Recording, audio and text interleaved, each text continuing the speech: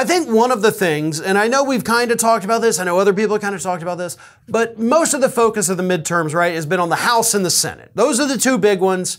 A couple governorships out there have been pretty big, but beyond that, everybody's kind of just moved on already. Which is a bit of a mistake, because I think the Democrats scored far more victories than they're truly getting credit for, right? You flipped both state houses in Michigan, and you retained the governorship. Democrats now have a solid hold on the state of Michigan. That's freaking awesome. But the real miracle happened over in Arizona.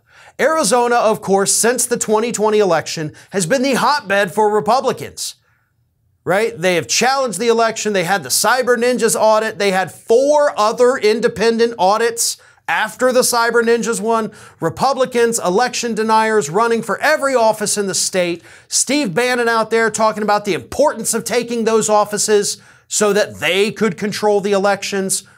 And as of this week, the last election was finally called. It is going to a recount, so a little iffy, but it was called, and Democrats swept every election in the state of Arizona, every one of them.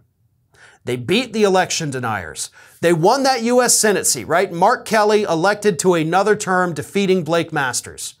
Katie Hobbs beat Kari Lake, an election denier who is still denying the results of her election.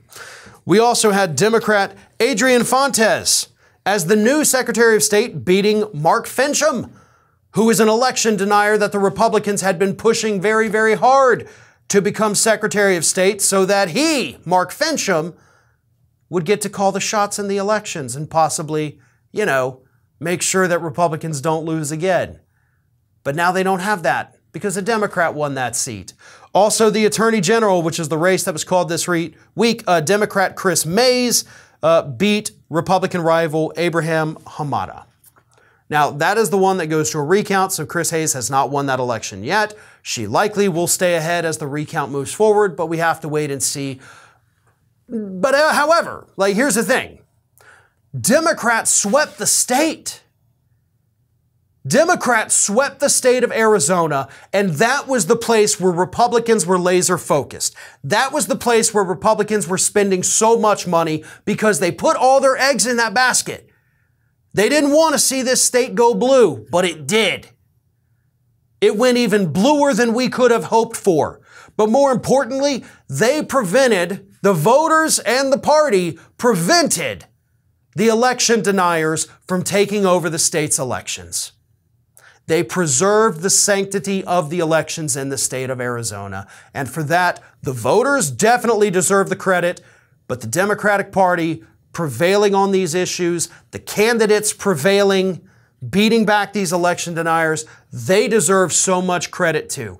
That's a big, massive victory in Arizona that prevents fascism from spreading in this country. So take a moment, everybody, and appreciate what the Democratic Party was able to do there and learn from it, more importantly.